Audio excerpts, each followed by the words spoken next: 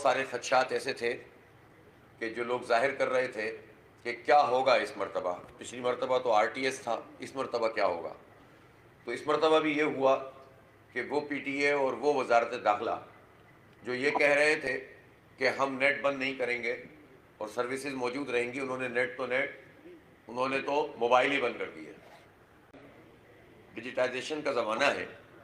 इस ज़माने में जो वोटर लिस्टें होती हैं, लोग इस पर सॉफ्टवेयर लगा लेते हैं, प्रोग्रामिंग कर लेते हैं और उसके ज़रिए से फिर लोगों को फैसिलिटेट करते हैं। वो सारा का सारा नेटवर्क जो है वो जैम हो गया और उसके नतीजे में मजमूई तौर पर एक अजीब व गरीब सूरत हाल पैदा हो गई। अब होना ये चाहिए था कि भाई जो एक साल से आप कह रहे था इलेक्शन कमीशन हम तैयारी कर रहे हैं, हम ये कर रहे हैं, हम वो कर रहे हैं, तैयारी इस तरह सामने आई कि अमला ही पूरा नहीं था। और कितनी जगह ऐसी थी, यूँ समझ लें कि सैकड़ों मकामात ऐसे थे जहाँ वक्त पर पोलिंग शुरू नहीं हो सकी कराची में, और अभी भी दर्जन भर से ज़्यादा मकामात ऐसे हैं जहाँ पूरे दिन पोलिंग हुई नहीं उस पोलिंग स्टेशन। हमारे पास ये पुलंदा मौजूद है। जिस वक्त चीफ इलेक्शन कमिश्नर साहब ये फरमा रहे थे कि हमारे पास कुल 55 शिकायतें आई हैं पूरे मुल्क से और हमने 45 सही कर दी, उस वक्त तक सिर्फ कराची से हमने जमात इस्लामी ने, राजा आरिफ साहब ने, उस वक्त 56-57 शिकायतें हम दर्ज करा चुके थे। ये पूरा अमल जो है वो होता रहा। दरमियान में वो वीडियोस सबके सामने आती रहीं जहाँ पर स्पेशली कराची में MQM के लोगों ने मुख्तलिफ जगहों पर जाकर बाहर से जो उनके पास बैलेट पेपर मौजूद थे वो डालने की कोशिश की।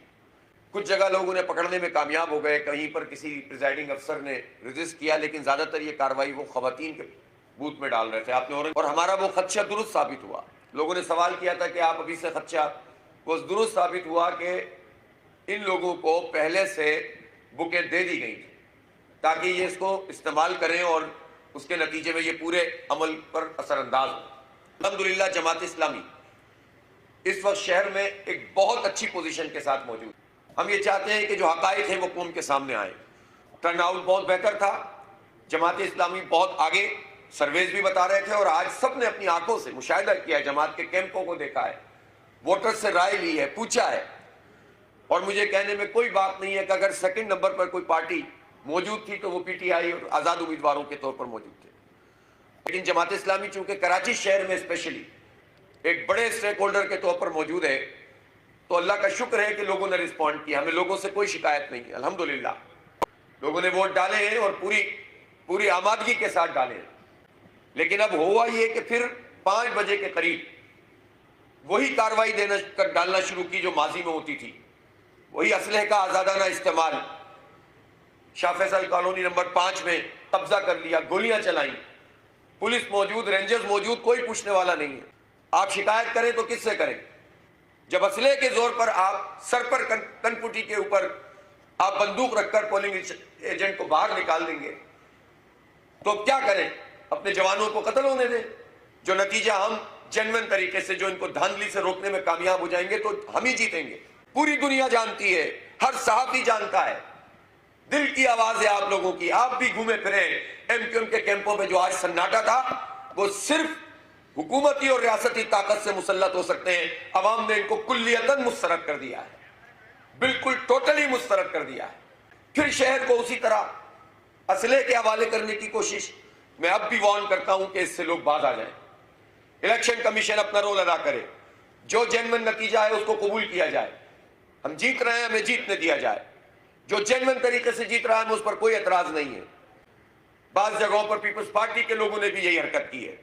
यानी ये क्या तरीका हो गया कि जो गैर मारूफ लोगों में गैर मकबूल पार्टियां हो जाएं, जो 30-30, 35-35, 50-50 साल से पूरे शहर का बेड़ा गर्क करने वाली पार्टियां हो, उन पार्टियों के लिए तो सब मौके फराहम कर रहे हो, और जो आवाम की खिदमत वाली पार्टियां जिसके लिए लोग निकल रहे हैं वोट डालने के लिए, जब आप लोगों को इस तरह का गलत मैसेज देंगे तो क्या मैसेज जाएगा पूरी दुनिया में?